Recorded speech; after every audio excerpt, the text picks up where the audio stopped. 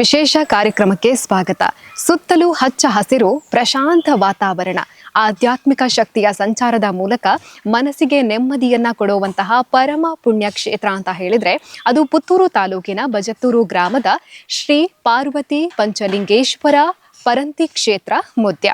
ಇಲ್ಲಿ ಇದೀಗ ಬ್ರಹ್ಮ ಕಲಶೋತ್ಸವದ ಸಂಭ್ರಮ ಮನೆ ಮಾಡಿರುವಂಥದ್ದು. ಎಲ್ಲ ರೀತಿಯಾದಂತಹ ಸಿದ್ಧತೆಗಳು ಕೂಡ ಬ್ರಹ್ಮ ಕಲಶೋತ್ಸವಕ್ಕೆ ನಡೀತಾ ಇದೆ. ಈ ಒಂದು ಪುಣ್ಯ ಕ್ಷೇತ್ರದಲ್ಲಿ ಪಾಂಡವರು ಪಂಚಲಿಂಗಗಳನ್ನ ಪ್ರತಿಷ್ಠಾಪಿಸಿದ್ರೆ ದ್ರೌಪದಿಯು ಯೋನಿ ರೂಪದಲ್ಲಿರುವಂತಹ ಪಾರ್ವತಿಯ ಲಿಂಗವನ್ನ ಪ್ರತಿಷ್ಠಾಪಿಸಿದ್ರು ಅನ್ನುವಂಥದ್ದು ಇಲ್ಲಿನ ವಿಶೇಷ. ಇಲ್ಲಿ ಬಂದು ಭಕ್ತರು ಭಕ್ತಿಯಿಂದ ಶ್ರೀ ದೇವರಲ್ಲಿ ಇಷ್ಟಾರ್ಥವನ್ನ ಬೇಡಿಕೊಂಡ್ರೆ ಭಕ್ತರ ಜೊತೆಗೆ ನಿಂತು ಎಲ್ಲಾ ರೀತಿಯಾದಂತಹ ಬೇಡಿಕೆಗಳನ್ನ ಈಡೇರಿಸುವಂತಹ ಅತ್ಯಂತ ಕಾರಣಿಕದ ಕ್ಷೇತ್ರ ಅನ್ನುವಂತಹ ಹೆಸರನ್ನ ಕೂಡ ಈ ಒಂದು ಪಾರ್ವತಿ ಪಂಚಲಿಂಗೇಶ್ವರ ಕ್ಷೇತ್ರ ಪಡ್ಕೊಂಡಿರುವಂಥದ್ದು. ಏಪ್ರಿಲ್ 7ರಿಂದ 12ರವರೆಗೆ ಬ್ರಹ್ಮ ಕಲಶೋತ್ಸವ ನಡೀಲಿಕ್ಕಿರುವಂಥದ್ದು. ಹಾಗಾಗಿ ಯಾವ ರೀತಿಯಾದಂತಹ ಸಿದ್ಧತೆಗಳು ನಡೀತಾ ಇದೆ, ಸಮಿತಿಯವರು ಏನು ಹೇಳ್ತಾ ಇದ್ದಾರೆ, ಇವೆಲ್ಲವನ್ನ ಕೂಡ ನೋಡ್ಕೊಂಡು ಕೇಳ್ಕೊಂಡು ಬರೋಣ ಬನ್ನಿ.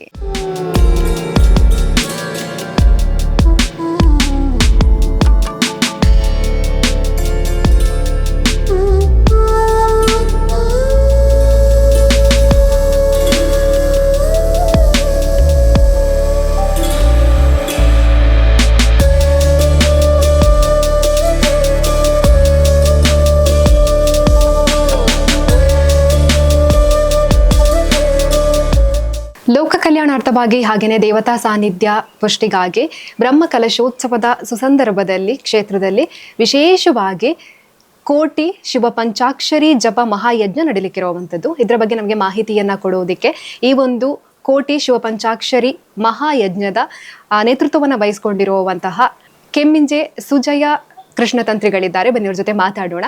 ನಮಸ್ತೆ ಸರ್. ನಮಸ್ತೆ. ಹೇಗಿದ್ದೀರಾ ಸರ್? ಆರಾಮಾಗಿದ್ದೀರಾ?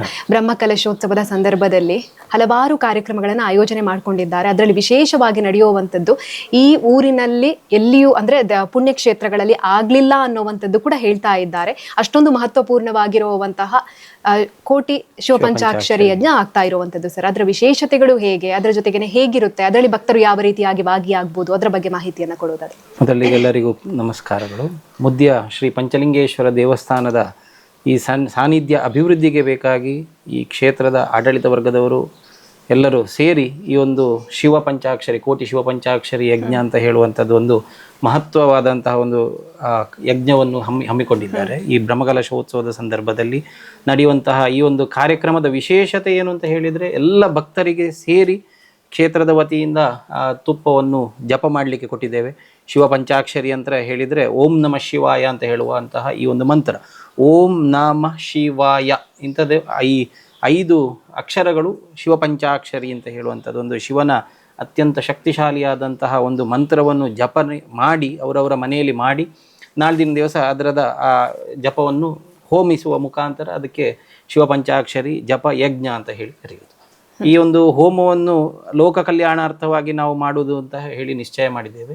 ಲೋಕ ಕಲ್ಯಾಣ ಅಂತ ಹೇಳಿದರೆ ಇಡೀ ಭಕ್ತರಿಗೆ ಬರುವಂತಹ ಆರೋಗ್ಯದ ವಿಷಯದಲ್ಲಿ ಬರುವಂತಹ ಕಷ್ಟಗಳು ಅಥವಾ ಅವರವರ ಕುಟುಂಬದಲ್ಲಿ ಬರುವಂತಹ ಕಷ್ಟ ನಷ್ಟಗಳು ಅಥವಾ ವಿವಾಹದ ವಿಶೇಷವಾಗಿ ಈ ಸಾನ್ನಿಧ್ಯದಲ್ಲಿ ಶಿವ ಮತ್ತು ಪಾರ್ವತಿ ಒಟ್ಟಿಗಿರುವಂತಹ ಒಂದು ಕ್ಷೇತ್ರ.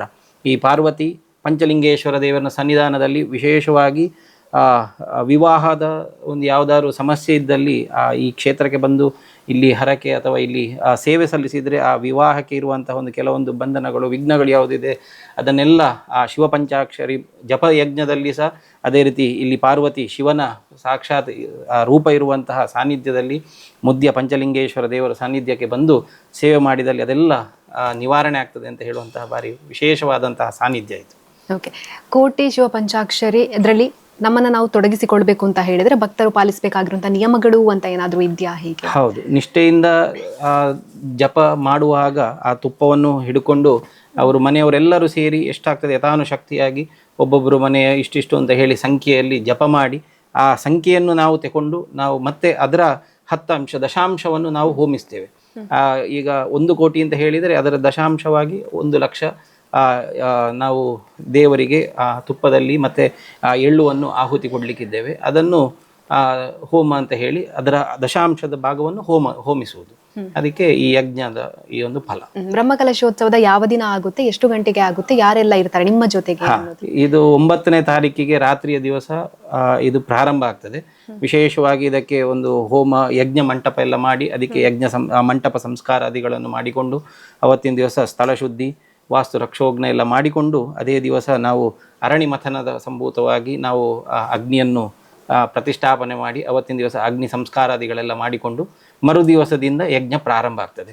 ಇದಕ್ಕೆ ಭಕ್ತರೆಲ್ಲರೂ ಸೇರಿ ಇದಕ್ಕೆ ಹೋಮಿಸುವ ಸಂದರ್ಭದಲ್ಲೂ ಕೂಡ ಅವರ ಹತ್ರ ಎಲ್ಲರೂ ಸೇರಿ ಓಂ ನಮಃ ಶಿವಾಯ ಅಂತ ಹೇಳುವಂತಹ ಆ ಪಂಚಾಕ್ಷರಿ ಮಂತ್ರವನ್ನು ಆ ಕಾಲದಲ್ಲೂ ಕೂಡ ಜಪ ಮಾಡಲಿಕ್ಕಿರ್ತದೆ. ಅದಕ್ಕೆ ಹೆಚ್ಚಿನವರು ನಿಷ್ಠೆಯಿಂದ ಅವರಿಗೆ ಆಗುವಷ್ಟು ನಿಷ್ಠೆಯಿಂದ ಇದ್ದುಕೊಂಡು ಆದಷ್ಟು ಶುದ್ಧ ಆಚಾರಗಳನ್ನೆಲ್ಲ ಪಾಲಿಸಿಕೊಂಡು ಈ ಒಂದು ಹೋಮದ ಸಂದರ್ಭದಲ್ಲಿ ಬಂದು ಅವರೆಲ್ಲರೂ ಏಕಬಿಲ್ ಅದೇ ರೀತಿ ಕೊನೆಯ ದಿವಸ 11ನೇ ತಾರೀಕಿಗೆ ಇದರ ಹೋಮದ ಮಹಾಪೂರ್ಣಾವತಿ ಆಗ್ತದೆ. ಅವತ್ತಿನ ದಿವಸ ವಿಶೇಷವಾಗಿ ಸುಬ್ರಹ್ಮಣ್ಯ ಶ್ರೀ ಸ್ವಾಮಿಗಳು ಕೂಡ ಅದೇ ದಿವಸ ಅವರ ಉಪಸ್ಥಿತಿಯಲ್ಲಿ ಆಗುವಂತಹ ಈ ಒಂದು ಮಹಾಪೂರ್ಣಾವತಿಗೂ ಕಾಲದಲ್ಲೂ ಕೂಡ ಎಲ್ಲ ಹೆಚ್ಚಿನ ಸಂಖ್ಯೆಯಲ್ಲಿ ಜನ ಬಂದು ಅದರ ದೇವರ ಕೃಪಾ ಕಟಾಕ್ಷಕ್ಕೆ ಪಾತ್ರರಾದರೆ ಬಹಳ ಸಂತೋಷ. ಯಾಕೆಂದರೆ ಇಂತಹ ಒಂದು ಈ ಒಂದು ಕೋಟಿ ಪಂಚಾಕ್ಷರಿ ಯಜ್ಞ ಎಲ್ಲ ಹೆಚ್ಚಿನ ಕಡೆಯಲ್ಲಿ ಮಾಡಲಿಕ್ಕೆ ಅಸಾಧ್ಯ ಆಗ್ತದೆ. ಎಲ್ಲಿ ಹೆಚ್ಚು ಜನಗಳು ಸೇರಿ ಅವರು ಶ್ರದ್ಧೆಯಿಂದ ಇಂಥ ಜಪದಲ್ಲಿ ಪಾಲ್ಗೊಳ್ತಾರೆ ಅಂಥ ಕ್ಷೇತ್ರಗಳಲ್ಲಿ ಮಾತ್ರ ಇಂಥ ಹೋಮಗಳು ಆಗಲಿಕ್ಕೆ ಅಂತಹ ಸಾಧ್ಯತೆ ಇರ್ತದೆ. ಅದರಿಂದಾಗಿ ಹೆಚ್ಚಿನವರು ಇದಕ್ಕೆ ಸೇರಬೇಕು ಅಂತ ಹೇಳಿ ನಮ್ಮ ಒಂದು ಅಭಿಪ್ರಾಯ. ಓಕೆ, ಧನ್ಯವಾದಗಳು ಸರ್. ಕ್ಷೇತ್ರದ ಪ್ರಧಾನ ಅರ್ಚಕರಾಗಿರುವಂತಹ ಕೃಷ್ಣ ಪ್ರಸಾದ್ ಉಡುಪ ಸರ್ ಇದ್ದಾರೆ, ಬನ್ನಿ ಮಾತಾಡ್ಸೋಣ. ನಮಸ್ತೆ ಸರ್, ಹೇಗಿದ್ದೀರಾ ಸರ್? ಬ್ರಹ್ಮಕಲಶೋತ್ಸವದ ಸಂಭ್ರಮ ಇದೆ, ಎಲ್ಲರಿಗೂ ಸಿದ್ಧತೆಗಳು ಕೂಡ ನಡೀತಾ ಇರುವಂತದ್ದು. ಹಾಗಾಗಿ ಈ ಒಂದು ಪರಮ ಪುಣ್ಯ ಕ್ಷೇತ್ರದ ಹಿನ್ನೆಲೆಯ ಬಗ್ಗೆ ಹೇಳೋದಾದ್ರೆ ಸರ್? ಇದು ಬಂದು ಶ್ರೀ ಪಾರ್ವತಿ ಪಂಚಲಿಂಗೇಶ್ವರ ಸಪರಿವಾರ ದೇವರು ಅಂತ. ಇಲ್ಲಿಯ ಹಿನ್ನೆಲೆಗೆ 3 ಆಧಾರ ಉಂಟು. ಒಂದು ಮೊದಲನೆಯದಾಗಿ ಸುಮಧ್ವ ವಿಜಯ ಅಂತ. ಸುಮಧ್ವ ವಿಜಯ ಅಂತ ಹೇಳಿದ್ರೆ ಈ ಮಧ್ವಾಚಾರ್ಯರು ಇಲ್ಲಿ ನಡೆದಾಡಿದಂತಹ ಜಾಗೆ ಅಂತ. ಇಲ್ಲಿಂದ ಸುಬ್ರಹ್ಮಣ್ಯದಿಂದ ಉಡುಪಿಯ ನಡು ಕಾಲದಲ್ಲಿ. ಹಾಗಿರುವಾಗ ಅವರು ಇಲ್ಲಿ ನಡೆದುಕೊಂಡು ಬರುವಾಗ ಅವರಿಗೆ ಇಲ್ಲಿ ಒಂದು ಆ ಆಧಾರ ಗ್ರಂಥದ ಪ್ರಕಾರ ಪಂಚಪಾಂಡವರು ಇಲ್ಲಿ ದ್ರೌಪದಿ ಸಮೇತರಾಗಿ ದ್ರೌಪದಿ ಪಾರ್ವತಿ ದೇವಿಯನ್ನು ಅದೇ ರೀತಿ ಪಂಚಪಾಂಡವರು 5 ಈಶ್ವರ ದೇವರ ಒಂದು ಲಿಂಗವನ್ನು ಪ್ರತಿಷ್ಠಾಪಿಸಿದರು ಅಂತ ಒಂದು ತುಂಬ ಪುರಾಣ ಹಿಂದಿನ ಒಂದು ಇತಿಹಾಸದ ಪ್ರಕಾರ ಗ್ರಂಥದ ಉಲ್ಲೇಖ. ಎರಡನೇ ಉಲ್ಲೇಖ ಸರಿದಂತರ ಕ್ಷೇತ್ರ ಮಹಾತ್ಮೆ ಅಂತ. ಸರಿದಂತರ ಕ್ಷೇತ್ರ ಮಹಾತ್ಮೆ ಅಂತ ಹೇಳಿದರೆ ಇಲ್ಲಿ ಸುಬ್ರಹ್ಮಣ್ಯದಲ್ಲಿ ಕುಮಾರಧಾರ ನದಿ ಕುಮಾರ ಪರ್ವತದಲ್ಲಿ ಹೇಗೆ ಹುಟ್ಟಿ ಹರಿತದ, ಇಲ್ಲಿ ನೇತ್ರಾವತಿಯಿಂದ ಆ ನೇತ್ರಾವತಿ ನದಿ ಹರಿಯುತ್ತದೆ ಪಶ್ಚಿಮ ಘಟ್ಟದಲ್ಲಿ. ಅದು 2 ಬಂದು ಸೇರುವುದು ಉಪ್ಪಿನಂಗಡಿಯಲ್ಲಿ. ಆ ನಡುವಿನ ಭಾಗಕ್ಕೆ ಸರಿದಂತರ ಅಂತ ಕರೀತಾರೆ. ಆ ನದಿಯ ಅಂತರದಲ್ಲಿ ಬರತಕ್ಕಂತಹ ಜಾಗೆ ಅಂತ. ಆ ಪ್ರಕಾರದಲ್ಲಿ ಇಲ್ಲಿ ಈಶ್ವರ ಪಾರ್ವತಿ ದೇವರ ಒಂದು ವಿಶೇಷ ಸನ್ನಿಧಾನ ಮೊದಲಿಂದ ಇಲ್ಲಿತ್ತು. ಅವರು ಇಲ್ಲಿ ವಿಹಾರ ಮಾಡ್ತಿದ್ದಾಗ ಆ ಒಂದು ದೇವರಿಗೆ ಒಂದು ಖುಷಿಯಾಗಿ ಅವರು ಇಲ್ಲಿ ನೆಲೆಸಿದ್ರು ಅಂತ ಹೇಳುವಂತಹ ಒಂದು ವಿಚಾರವನ್ನು ಆ ಪುಸ್ತಕದಲ್ಲಿ ಹೇಳ್ತಾರೆ. ಆ ಪಾರ್ವತಿಯಿಂದಾಗಿಯೇ ಪಾರಂತಿ ಅಂತ ಹೇಳುವ ಕ್ಷೇತ್ರಕ್ಕೆ ಒಂದು ಹೆಸರು ಸಹ ಬಂತು ಅಂತ ಹೇಳಿ ಪುರಾಣದ ಹೆಸರು ಬಂತು ಅಂತ ಉಲ್ಲೇಖ ಆ ಗ್ರಂಥದಲ್ಲಿ ಸಿಗ್ತದೆ. ಇನ್ನು ಅದೇ ರೀತಿ ಇಲ್ಲಿ ಜನರು ಲೋಕರೂಢಿಯಲ್ಲಿ ಮಾತಾಡಿಕೊಂಡದ್ದು ನಮ್ಮ ಅಜ್ಜರ ಅಥವಾ ಅಜ್ಜನ ಕಡೆಯಿಂದ ಮಕ್ಕಳಿಂದ ಮಕ್ಕಳಿಗೆ ಬಂದ ಹಾಗೆ ಇಲ್ಲಿ ಆ ಒಂದು ಮಹಾಯಾಗ ಮಾಡುವಾಗ ಪಾಂಡವರು ಈ ರಾಜಸೂಯ ಯಾಗ ಅಂತ, ಅದರಲ್ಲಿ ಪುರುಷ ಮೃಗ ಅಂತ ಹೇಳಿ ಒಂದು ಮೃಗ ಆ ಯಾಗಕ್ಕೆ ಬರಬೇಕು, ಅದು ಆಗಬೇಕು ಅಂತ ಹೇಳಿದರೆ. ಆಗ ಆ ಸಮಯದಲ್ಲಿ ಓಡಿಸಿಕೊಂಡು ಭೀಮಸೇನ ಕಾಡಿಗೆ ಹೋಗ್ತಾರೆ. ಹೋಗುವಾಗ ಅಲ್ಲಿ ಹನುಮಂತ ದೇವರು ಅವರ ಪೂರ್ವ ಒಂದು ಅವತಾರ ಅವರಲ್ಲಿ ಸಿಕ್ಕಿ ರೋಮ ಕೊಡ್ತಾರೆ. ಎಂತಕ್ಕಂತ ಹೇಳಿದರೆ ಅಲ್ಲಿ ಭೀಮಸೇನ ದೇವರೆಲ್ಲ ಸೋಲ್ತಾರೆ. ಆ ಒಂದು ಹಳೆ ಹನುಮಂತನ ಒಂದು ಅಜ್ಜ ಮುದಿ ಕೋತಿಯ ಹಾಗೆ ಇದ್ದುಕೊಂಡು ಅವರು ಭೀಮಸೇನ ನಡೆದುಕೊಂಡು ಬರೋ ದಾರಿಯಲ್ಲಿ ಬಾಲವನ್ನು ಅಡ್ಡ ಇಡ್ತಾರೆ. ಆಗ ಬಾಲ ತೆಗಿ, ನಾನು ನಿಮಗೆ ಹೋಗಬೇಕು ಅಂತ ಭೀಮಸೇನ ಹೇಳ್ತಾರೆ. ಆಗ ಅವರು ಒಂದು ಹಳೆ ಕೋತಿ ಹೇಳ್ತದೆ, ಬೇಕಾದ್ರೆ ತೆಗೆದು ಹೋಗಿ ನನಗೆ ಪ್ರಾಯ ಆಗಿದೆ ಅಂತ. ಆಗ ಭೀಮಸೇನ ದೇವರಲ್ಲಿ ಎತ್ತಲಿಕ್ಕಾಗದೆ ಅವರು ಸೋಲೋ ಪ್ರಸಂಗ ಎಲ್ಲ ಕಥೆಯಲ್ಲಿ ಬರ್ತದೆ. ಹಾಗೆ ಅಲ್ಲಿ ಮುಖ್ಯ ಪ್ರಾಣ ದೇವರು ಮತ್ತೆ ಅವರ ನಿಜ ಅವತಾರವನ್ನು ತೋರಿಸಿ ಅವರು ರಕ್ಷೆಗೋಸ್ಕರ ಅಂತ ಹೇಳಿ ಒಂದು ಪುಂಡಿ ಆ ರೋಮವನ್ನು ಕೊಡ್ತಾರೆ. ಆ ಹನುಮಂತ ಅಂತ ಹೇಳಿದರೆ ಮುಖ್ಯ ಪ್ರಾಣ ಅಂತ ಹೇಳಿದರೆ ಈಶ್ವರ ಅಂಶ ಅಂತ, 12ನೇ ಈಶ್ವರನ ಒಂದು ಅವತಾರ ಅಂತ. ಏಕಾದಶ ರುದ್ರರು ಮತ್ತೆ 12ನೇ ಅವತಾರ ಅದು ಈಶ್ವರ ದೇವರದ್ದು ಮುಖ್ಯ ಪ್ರಾಣ ಅಂತ. ಆ ಪ್ರಕಾರದಲ್ಲಿ ಆ ಏನು ಮೃಗ ಇರ್ತದೆ ಅದು ದೊಡ್ಡ ಪರಮ ಶಿವಭಕ್ತ. ಶಿವಲಿಂಗ ಕಂಡ ಕೂಡಲೇ ಅದಕ್ಕೊಂದು ಪೂಜೆ ಮಾಡಿ ಮತ್ತೆ ಅದು ತೆರಳುವಂಥದ್ದು. ಆಗ ಈ ಹನುಮಂತ ದೇವರ ರೋಮದಿಂದ ಒಂದೊಂದು ರೋಮ ಬಿದ್ದಲ್ಲಿ ಒಂದೊಂದು ಲಿಂಗ ಆಗ್ತದೆ ಅಂತ. ಆ ಮೂಲಕ ಅಲ್ಲಿ ವೇಗ ಭಯಂಕರ ಮನೋವೇಗದಲ್ಲಿ ಸಂಚಾರ ಮಾಡುವಂತಹ ಒಂದು ಪ್ರಾಣಿ ಅದು. ಆದ ಕಾರಣ ಈ ಭೀಮಸೇನ ದೇವರು ಈ ಲಿಂಗವನ್ನು ಈ ರೋಮವನ್ನು ಇಟ್ಕೊಂಡು ಓಡಿಕೊಂಡು ಬರ್ತಾ ಇರ್ತಾರೆ. ಹಾಗೆ ಇಲ್ಲಿ ಉಪ್ಪಿನಂಗಡಿಯಲ್ಲಿ ಎಲ್ಲ ರೋಮವನ್ನು ಬಿಸಾಕಿದ್ರು ಅಂತ. ಆದ ಕಾರಣ ನೀವು ಅಲ್ಲಿ ಸಹಸ್ರಲಿಂಗ ಆಯಿತು ಅಂತ. ಅಲ್ಲಿ ನದಿಯಿಂದ ಒಂದು ಕಲ್ಲು ಅಥವಾ ಒಂದು ಲಿಂಗ ತೆಗೆದ್ರೆ ಸಹ, ಕಲ್ಲು ತೆಗೆದ್ರೆ ಸಹ ಮನೆಯಲ್ಲಿ ಇಟ್ಟು ಪೂಜೆ ಮಾಡಬೇಕು ಅಂತ, ಆ ರೀತಿಯ ಒಂದು ಶಾಸ್ತ್ರ ನಮ್ಮಲ್ಲಿ ಬಂದಿದೆ. ಅದು ಅಲ್ಲಿಂದ ಕಡೆ ಶಿವಾಲಯ, ಅಲ್ಲಿ ಕಡೆ ಆದದ್ದು, ಅಲ್ಲಿ ತನಕ ಬಂದದೆಲ್ಲ ಸಹಸ್ರಲಿಂಗಗಳು ಅಂತ. ಅದಕ್ಕಿಂತ ಮೊದಲ ಭಾಗ ಇದು ಒಂದು 10 ಕಿಲೋಮೀಟರ್ ಮೊದಲು ಸಿಗ್ತದೆ. ಇಲ್ಲಿ 5 ರೋಮ ಬಿಸಾಕಿ ಪಂಚಲಿಂಗ ಆಯಿತು ಅಂತ ಒಂದು ಕತೆ. ಇದು ಜನರ ಕಿವಿಯಿಂದ ಕಿವಿಗೆ ಬಂದಂತಹ ಕತೆ. ಈ ರೀತಿಯ ಉಲ್ಲೇಖ ಇಲ್ಲಿ ಉಂಟು. ಮತ್ತೆ ಇಲ್ಲಿ ಧಾತ್ರಿ ಮರ ಭಾರಿ ಪುರಾತನದ್ದಿತ್ತು. ಈಗ ಈ ವರ್ಷ ಅದು ಇನ್ನು ಗಾಳಿಗೆ ಅದರ ಒಂದು ಪರಿಸಮಾಪ್ತಿಯನ್ನು ಹೊಂದಿತದು. ಆದ್ರೆ ಸಹ ಅದು ಅದರಲ್ಲಿ ಸಹ ಒಂದು ಅದರ ದಾನತೆ, ಅದರ ಒಂದು ವೈಶಿಷ್ಟ್ಯವಾಗಿ ಅರ್ಥಪೂರ್ಣತೆಯನ್ನು ಮೆರೆಯುತ್ತದೆ. ಎಂತಕ್ಕಂತ ಹೇಳಿದ್ರೆ, ಆ ಮರ ಬಿದ್ದಂತಹ ಮರ ಬೇರೆ ಯಾವುದೇ ರೀತಿಯ ಕಟ್ಟಿಗೆ ಉಪಯೋಗ ಮಾಡಲಿಕ್ಕೆ ಗೊತ್ತಿಲ್ಲ, ನಮ್ಮ ವೈಯಕ್ತಿಕ ಶಾಂತಿ ಹೋಮಕ್ಕೆ ಉಪಯೋಗ ಮಾಡಲಿಕ್ಕೆ ಗೊತ್ತಿಲ್ಲ. ಮಾಡುದಿದ್ರೆ ಲೋಕ ಕಲ್ಯಾಣಾರ್ಥವಾಗಿ ಮಾತ್ರ ಅದನ್ನು ಉಪಯೋಗ ಮಾಡಬಹುದು ಅಂತ ಇರುವಂಥದ್ದು. ನಾವು ಹೇಗೂ ಅದೇ ಸಮಯದಲ್ಲಿ ಕೋಟಿ ಶಿವ ಪಂಚಾಕ್ಷರಿ ಯಜ್ಞವನ್ನು ಮಾಡ್ತಿದ್ದೇವೆ, ಅದರ ವಿಚಾರ ಸಹ ಲೋಕ ಕಲ್ಯಾಣಾರ್ಥ ಅಂತ. ಆದ ಕಾರಣ ಅದಕ್ಕೆ ಸರಿಯಾಗಿ ಇಂಧನ ಸಹ ಆ ಮರವೇ. ಸಾಧಾರಣ ಒಂದು 500ರಿಂದ 600 ವರ್ಷ ಹಳೆ ಮರ ಅಂತ ಹೇಳಿ ಇಲ್ಲಿ ಇದರಲ್ಲಿ ಭಾರತೀಯ ಪುರಾತತ್ವ ಇಲಾಖೆಯಲ್ಲಿ ಅವರು ಒಂದು ಸಿಬ್ಬಂದಿ ಬಂದು ಕಾರ್ಬನ್ ಡೇಟಿಂಗ್ ಅಂತ ಹೇಳಿ ಅದನ್ನು ಪರೀಕ್ಷೆ ಮಾಡಿ ಅದರ ಉಲ್ಲೇಖವನ್ನು ಕೊಟ್ಟಿದ್ರು ಮೌಖಿಕವಾಗಿ. ಹಾಗೆ ಅಷ್ಟು ಪುರಾತನ ಮರ ಸಹ ಈ ಬ್ರಹ್ಮಕಲಶದ ಸಮಯಕ್ಕೆ ಅದು ತನ್ನ ಅಂತ್ಯವನ್ನು ತಾನು ಕಂಡು ಆ ಒಂದು ಲೋಕ ಕಲ್ಯಾಣಾರ್ಥವಾಗಿ ನಡೆಯುವಂತಹ ಯಜ್ಞಕ್ಕೆ ಅದು ಇಂಧನವಾಗಿ ತನ್ನನ್ನು ತಾನು ಸಮರ್ಪಣೆ ಮಾಡಿತು. ಹಾಗೆ ಅದು ಸಹ ಒಂದು ಭಾರಿ ಒಂದು ವೈಶಿಷ್ಟ್ಯ. ಅದು ಈಗ ಅದರ ಒಂದು ಚಿಕ್ಕ ಮರಿ ಅಲ್ಲಿ ಉಂಟು. ಅದೇ ರೀತಿ ಅಶ್ವತ್ಥ ಮರ ಉಂಟು. ಇದು ದೇವರ ಪ್ರಾಂಗಣದಲ್ಲಿ ಇರುವಂಥದ್ದು. ಇದು ಭಾರಿ ಒಂದು ವಿಶೇಷ ಅಂತ ಲೆಕ್ಕ. ಮತ್ತೆ ಇಲ್ಲಿ ದೇವರು ಒಂದು ಭಾರಿ ಪ್ರಾಕೃತಿಕ ಲಿಂಗ ಅಂತ, ಕೆತ್ತನೆ ಮಾಡಿದ್ದಲ್ಲ. ಈಗ ಎಲ್ಲ ಕಡೆಯಲ್ಲಿ ಕೆತ್ತಿ ದೇವರ ಒಂದು ಶಿವಲಿಂಗ ಅಂತ ಹೇಳಿದ್ರೆ ಅದಕ್ಕೊಂದು ವಾಸ್ತು ಇರ್ತದೆ, ಅದು ಈ ರೀತಿ ಬರಬೇಕು, ಈ ರೀತಿ ಅದರ ಪಾಣಿಪೀಠ ಇರಬೇಕು. ಆ ರೀತಿದು ಯಾವುದಲ್ಲ, ನದಿಯಿಂದ ತಂದಂತಹ ಕಲ್ಲು, ಆ ಕಲ್ಲನ್ನೇ ಇಲ್ಲಿ ಪ್ರತಿಷ್ಠೆ ಮಾಡಿದ್ದು ಅಂತ. ಆದ ಕಾರಣ ಪ್ರಾಕೃತಿಕ ಲಿಂಗಗಳು ಅಂತ, ಅದು ಸಹ ಒಂದು ಮಹತ್ವವಾದ ವಿಚಾರ ಅಂತ. ಇದೆಲ್ಲ ಇಲ್ಲಿಯ ಹಿನ್ನೆಲೆ. ಓಕೆ, ಕ್ಷೇತ್ರದಲ್ಲಿ ಪೂಜೆ ನಡೆಯೋದ್ರ ಬಗ್ಗೆ ಹೇಳಬೇಕು. ನಿತ್ಯ ಯಾವೆಲ್ಲ ಪೂಜೆಗಳು ನಡೆಯುತ್ತೆ, ವಿಶೇಷವಾಗಿ ಯಾವೆಲ್ಲ? ಕ್ಷೇತ್ರದಲ್ಲಿ ನಿತ್ಯದಲ್ಲಿ ಬೆಳಿಗ್ಗೆ 7 ಗಂಟೆಗೆ ಪೂಜೆ, ಮತ್ತೆ ಸೋಮವಾರದ ದಿನ ಮಾತ್ರ 8:30ರಿಂದ ಒಂದು 9 ಗಂಟೆ ತನಕ ವಿಶೇಷ ಪೂಜೆ ಅಂತ ನಡೀತದೆ. ಮತ್ತೆ ಪ್ರದೋಷ ಪೂಜೆ ಅಂತ ತಿಂಗಳಲ್ಲಿ 2 ದಿನ ಈಶ್ವರನಿಗೆ ಅತಿ ವಿಶೇಷವಾದ ಪೂಜೆ ಅಂತ ಹೇಳಿದ್ರೆ ಪ್ರದೋಷ ಪೂಜೆ. ಅದು ತಿಂಗಳಲ್ಲಿ 2 ಶುಕ್ಲ ಪ್ರದೋಷ, ಅದೇ ರೀತಿ ಕೃಷ್ಣ ಪ್ರದೋಷ ಅಂತ 2 ಪ್ರದೋಷ ಪೂಜೆ ಆಗ್ತದೆ. ಮತ್ತೆ ಸಂಕ್ರಾಂತಿಯ ಹೊತ್ತು ಊರಿನ ಎಲ್ಲ ಭಕ್ತಾಭಿಮಾನಿಗಳು, ಇಲ್ಲಿ ಬೈಲುವಾರು 34 ಬೈಲುವಾರು ಉಂಟು, ಆ ಬೈಲುವಾರಿಂದ ಸೇರಿಕೊಂಡು ಒಂದೊಂದು ಸಂಕ್ರಾಂತಿಗೆ ಒಂದೊಂದು ಬೈಲುವಾರನ ಹಾಗೆ ಭಜನೆಯನ್ನು ಮಾಡ್ತಾರೆ. ಭಜನೆ ಮಾಡಿ ದೇವರಿಗೆ ವಿಶೇಷ ಪೂಜೆ ಸಹ ಹೊತ್ತು ಸಂದಾಯ ಆಗ್ತದೆ. ಮತ್ತು ಇನ್ನು ಹಬ್ಬ ಹರಿದಿನಗಳು ಅಂತ ಹೇಳಿದರೆ ಶಿವರಾತ್ರಿ ಇಲ್ಲಿ ವಿಶೇಷ, ನವರಾತ್ರಿ ಸಹ ಇಲ್ಲಿ ವಿಶೇಷ. ಅದೇ ರೀತಿ ಗಣೇಶೋತ್ಸವ, ಸತ್ಯನಾರಾಯಣ ಪೂಜೆ, ವರಮಹಾಲಕ್ಷ್ಮಿ ಪೂಜೆ, ಅದೇ ರೀತಿ ವಿಷು, ಮತ್ತು ಪ್ರತಿಷ್ಠಾ ದಿನ, ಅದೇ ರೀತಿ ಕಾರ್ತಿಕ ಪೌರ್ಣಮಿ ಅಂತ ಹೇಳಿದರೆ ದೀಪಾವಳಿಯ ಒಂದು ತಿಂಗಳು. ಆ ತಿಂಗಳಲ್ಲಿ ಇಲ್ಲಿ ಪೌರ್ಣಮಿ ದಿವಸ ಧಾತ್ರಿ ಹೋಮ ಅಂತ, ನೆಲ್ಲಿ ಮರಕ್ಕೆ ಹೋಮ, ಅದೇ ರೀತಿ ರಾತ್ರಿ ಲಕ್ಷ ದೀಪೋತ್ಸವ ಅಂತ. ಅವತ್ತು ಇಲ್ಲಿ ಭಜನೆ ಎಲ್ಲ ಮಾಡಿ, ಭಜನೆ ಶುರು ಅಂತ ಹೇಳಿಲಕ್ಕ ಇಲ್ಲಿ ರಂಗಪೂಜೆ ಮೇ 24 ಪತ್ತನಾಜೆ ಹೊತ್ತು ತನಕ ಆಗ್ತದೆ. ಪತ್ತನಾಜೆಯಲ್ಲಿ ನಿತ್ರೆ ಮತ್ತೆ ಪುನಃ ಶುರು ಆಗುವುದು ಕಾರ್ತಿಕ ಪೌರ್ಣಮಿಗೆ. ಹಾಗೆ 6 ತಿಂಗಳ ನಡುವಲ್ಲಿ ನಡೆಯುವುದಿಲ್ಲ ರಂಗಪೂಜೆ ಎಲ್ಲ. ಉಳಿದ ಸಮಯದಲ್ಲಿ ಎಲ್ಲ ರಂಗಪೂಜೆ ಅಂತ ಹೇಳುವಂಥ ದೊಡ್ಡ ಸೇವೆ ಅದು ಸಹ ಇಲ್ಲಿ ನಡೀತದೆ. ಕಾರ್ತಿಕ ದೀಪೋತ್ಸವ ಸಹ ಇಲ್ಲಿ ಅದು ವಿಶೇಷ. ಈ ರೀತಿ ತಿಂಗಳಿಗೆ ಒಂದು ಕಾರ್ಯಕ್ರಮ ಆದರೂ ದೊಡ್ಡ ಮಟ್ಟಿನದ್ದು ನಡೀತಾ ಇರ್ತದೆ. ಇದು ಇಲ್ಲಿಯ ಹಬ್ಬ ಹರಿದಿನ. ಭಕ್ತರ ಬೇಡಿಕೆ ಈಡೇರಿದಂತಹ ಒಂದು ಘಟನೆಗಳನ್ನ ಇದು ನಮ್ಮ ಕುಟುಂಬದಲ್ಲೇ ಉಂಟು. ಈಗ ನನ್ನ ಭಾವ ಅಂದ್ರೆ ನನ್ನ ತಾಯಿ, ನನ್ನ ತಂದೆಯ ತಂಗಿಯ ಮಗ, ಅವನಿಗೆ ಇಲ್ಲಿ ಒಂದು ಚಿಕ್ಕ ಮಟ್ಟಲ್ಲಿ ಇದು ಮಾಡಿದ ಕೂಡಲೇ ದೇವರ ಒಂದು ದಿನ ಏನೋ ಪೂಜೆ ಮಾಡಿದ್ದು ಅಷ್ಟೇ. ಅವನಿಗೀಗ ಕೆಲಸದ 1 ವರ್ಷ ಸಹ ಇಂಜಿನಿಯರಿಂಗಲ್ಲಿ ಸ್ವಲ್ಪ ಹಿಂದೆ ಉಳಿದಿದ್ದ. ಆದರೆ ಇಲ್ಲಿ ಪೂಜೆ ಮಾಡಿ ಇಲ್ಲಿ ಒಂದು ಸೇವೆ ಕೊಟ್ಟ ಸ್ವಲ್ಪ ಸಮಯದಲ್ಲಿ ಅವನಿಗೆ ಒಂದು ಅಮೇರಿಕಾದ ಒಂದು ಕಂಪನಿಯಲ್ಲಿ ಕೆಲಸ ಆಗಿದೆ. ಈಗ ವರ್ಕ್ ಫ್ರಮ್ ಹೋಮ್, ಒಳ್ಳೆ ರೀತಿಯ ಸಂಬಳ ಇತ್ಯಾದಿಗಳನ್ನು ಸಹ ಪಡಿತಿದ್ದಾನೆ. ಅದೇ ರೀತಿ ನಮ್ಮ ಒಬ್ಬರು ಮದುವೆ ಆಗದವರು ಒಬ್ಬರು ಬಂದಿದ್ದರು. ಅವರು ಪರಿಶಿಷ್ಟ ವರ್ಗದವರು. ಅವರಿಗೆ ಸಹ ಮದುವೆಯದ್ದು ತುಂಬ ಸಮಸ್ಯೆ ಆಗ್ತಿತ್ತು. ಇಲ್ಲಿ ಒಂದು ದೇವರಲ್ಲಿ ಪ್ರದೋಷ ಪೂಜೆ ಮಾಡಿಸಿದ ಕೂಡಲೇ ಆ ಮದುವೆಯ ಒಂದು ವಿಚಾರ ಸಹ ಕೂಡಿ ಬಂದಿದೆ.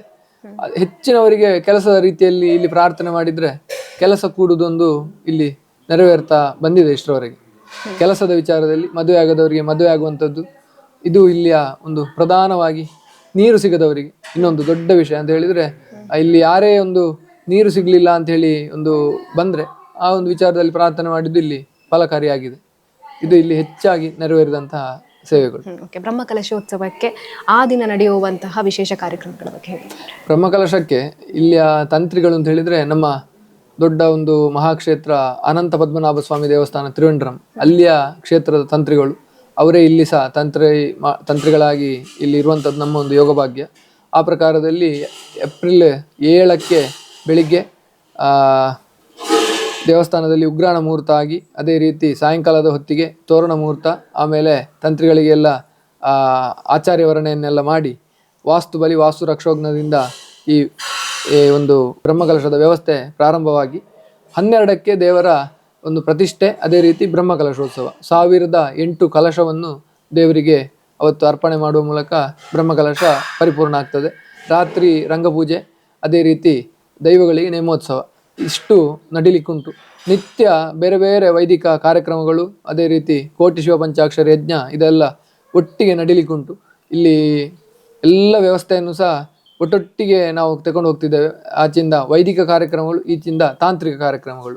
ತಾಂತ್ರಿಕ ಅಂತ ಹೇಳಿದರೆ ದೇವರ ಒಂದು ವಿಚಾರಕ್ಕೆ ಸಂಬಂಧಪಟ್ಟ ವಿಚಾರಗಳು, ಅದನ್ನು ತಂತ್ರಿಗಳು ಮಾಡ್ತಿದ್ರೆ ವೈದಿಕರು ಅಂತ ಹೇಳಿದರೆ ಪುರೋಹಿತರು ಬ್ರಾಹ್ಮಣರೆಲ್ಲ ಸೇರಿ ವೈದಿಕ ಕಾರ್ಯಕ್ರಮಗಳನ್ನು ಮಾಡ್ತಾ ಹೋಗ್ತಾರೆ. ಹಾಗೆ ಎರಡೂ ಒಟ್ಟೊಟ್ಟಿಗೆ ಇಡೀ ಶುರುವಿಂದ ಹಿಡಿದು ಅಖೇರಿಯವರೆಗೆ ಸಹ ತುಂಬ ಹಲವು ಕಾರ್ಯಕ್ರಮಗಳು, ವೈದಿಕ ಕಾರ್ಯಕ್ರಮಗಳು, ತಾಂತ್ರಿಕ ಕಾರ್ಯಕ್ರಮಗಳು ನಡೀಲಿಕ್ಕಿದೆ. ಪ್ರಧಾನ ಅರ್ಚಕರಾಗಿ ಬ್ರಹ್ಮಕಲಶೋತ್ಸವಕ್ಕೆ ಭಕ್ತ ಸಮೂಹವನ್ನು ಆಹ್ವಾನಿಸುವುದಾದ್ರೆ ಸರ್? ನಮ್ಮ ಮುದ್ಯದ ಈ ಈಶ್ವರ ಪಾರ್ವತಿ ದೇವರ ಸನ್ನಿಧಾನಕ್ಕೆ ಎಲ್ಲ ಊರಿನ ಹಾಗೂ ಪರವೂರ ಭಕ್ತಾಭಿಮಾನಿಗಳಿಗೆ ಈ ಒಂದು ದೃಶ್ಯ ಮಾಧ್ಯಮದ ಮೂಲಕ ನಾವು ಪ್ರಾರ್ಥನೆ ಮಾಡ್ತಿದ್ದೇವೆ.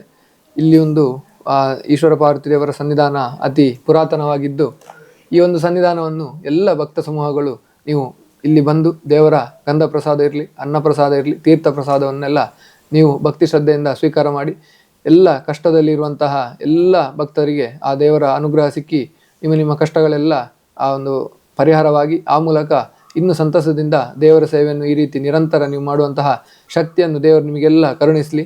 ವಿಶೇಷವಾಗಿ ಬ್ರಹ್ಮಕಲಶದಲ್ಲಿ ನೀವೆಲ್ಲ ಬಂದು ದೇವರ ಒಂದು ಸನ್ನಿಧಾನದಲ್ಲಿ ದೇವರ ಒಂದು ಆ ಸೇವೆಯನ್ನು ತನು ಮನಧನ ಸಹಕಾರದ ಮೂಲಕ ಮಾಡಿ ದೇವರ ಒಂದು ದೊಡ್ಡ ಅನುಗ್ರಹಕ್ಕೆ ಪಾತ್ರ ಆಗಬೇಕು ಅಂತೇಳಿ ನಾನು ಒಂದೇ ಮಾತಿನಲ್ಲಿ ನಿಮಗೆಲ್ಲ ಒಂದು ಕೋರಿಕೆಯನ್ನು ಮಾಡ್ತಿದ್ದೇನೆ. ಧನ್ಯವಾದಗಳು ಸರ್. ಜೀರ್ಣೋದ್ಧಾರ ಸಮಿತಿಯ ಅಧ್ಯಕ್ಷರಾಗಿರುವಂತಹ ವೇಣುಗೋಪಾಲ್ ನಾಯಕ ಕಳ್ಳಾಜೆ ಸರ್ ಇದ್ದಾರೆ, ಬನ್ನಿ ಮಾತಾಡ್ಸೋಣ. ನಮಸ್ತೆ ಸರ್. ನಮಸ್ತೆ. ಕ್ಷೇತ್ರ ಸಣ್ಣ ಮಟ್ಟದಲ್ಲಿತ್ತು, ಬಟ್ ಈಗ ದೊಡ್ಡ ಮಟ್ಟದಲ್ಲಿ ಅಭಿವೃದ್ಧಿಯನ್ನ ಕಾಣಿದೆ. ಹಾಗಾಗಿ ಯಾವೆಲ್ಲ ಹಂತದಲ್ಲಿ ಅಭಿವೃದ್ಧಿಗಳಾಗಿದೆ ಕ್ಷೇತ್ರದಲ್ಲಿ ಅಂತ ಹೇಳೋದಾದ್ರೆ ಅಭಿವೃದ್ಧಿ ಕಾರ್ಯಗಳ ಬಗ್ಗೆ? ಅಭಿವೃದ್ಧಿ ಕಾರ್ಯಕ್ರಮದಲ್ಲಿ ಮೊದಲು ಇಲ್ಲಿನ ವ್ಯವಸ್ಥೆ ಸ್ವಲ್ಪ ಒಂದು ರೀತಿಯಲ್ಲಿ ಒಂದು ಒಳಗೆ ನಮ್ಮ ಈ ವ್ಯವಸ್ಥೆಗೆಲ್ಲ ತುಂಬಾ ತೊಂದರೆ ಬಂದಿತ್ತು. ಅಂದ್ರೆ ಅದು ಯಾವ ವಿಷಯದಲ್ಲಿ ಏನಂತ ನಮಗೆ ಗೊತ್ತಾಗದೆ.